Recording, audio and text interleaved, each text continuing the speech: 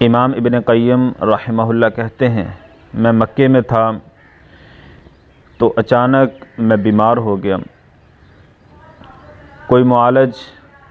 کوئی دوائی میسر نہ آئی۔ میں نے زمزم کا پانی لیا،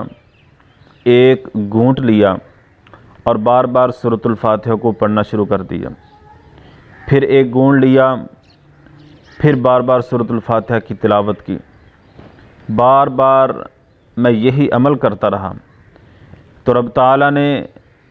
اس سورت کی برکت سے مجھے مکمل صحت یاب کر دیا، اور اس سورت پر مجھے اس قدر یقین آیا،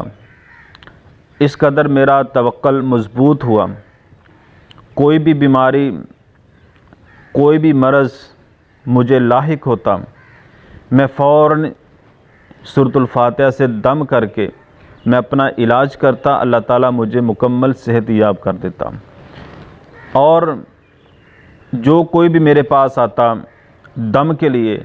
تو میں اس کو سورۃ الفاتحہ کا دم کرتا، اللہ تعالیٰ صحت عطا فرما دیتا۔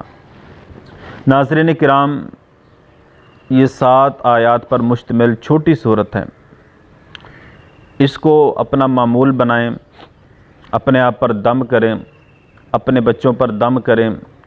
اپنے گھر میں سورۃ الفاتحہ کا دم کریں، اللہ تعالیٰ ضرور شفا عطا فرمائے گا۔ نبی کریم صلی اللہ علیہ وسلم سے سورۃ الفاتحہ کا دم ثابت ہے، جس طرح مشہور واقعہ ابو سعید خدری رضی اللہ تعالی عنہ سفر پر تھے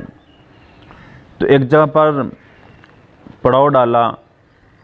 تو وہاں کے علاقے کے سردار کو بچھو نے کاٹ لیا یا کسی سانپ نے، تو ابو سعید خدری رضی اللہ تعالی عنہ کہتے ہیں میں نے سورۃ الفاتحہ کا دم کیا، اللہ تعالیٰ نے مکمل صحت یاب کر دیا۔ تو اس کے عوض بکریاں ملی تو نبی علیہ الصلوۃ والسلام کو یہ سارا واقعہ بیان کیا تو نبی علیہ الصلوۃ والسلام نے فرمایا اس میں سے مجھے بھی کچھ حصہ عطا فرماؤ۔ ناظرین کرام، چھوٹی صورت ہے، 7 آیات پر مشتمل یہ صورت ہے، گھروں میں اس کی تلاوت کریں، دکان میں اس کی تلاوت کریں، آپ اس کی تلاوت کر کے دم کریں، اور خصوصاً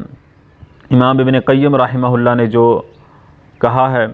کہ میں پانی پیتا رہا، دم کرتا رہا، اللہ تعالیٰ نے مکمل صحت عطا فرما دی۔ اگر زمزم کا پانی میسر ہو تو زمزم کے ساتھ اس کا دم کریں، اللہ تعالیٰ صحت عطا فرمائے گا، شفا عطا فرمائے گا۔ اگر زمزم کا پانی میسر نہ ہو پھر عام کوئی پانی استعمال کر کے اس کا دم کریں، اللہ تعالیٰ شفا عطا فرمائے گا۔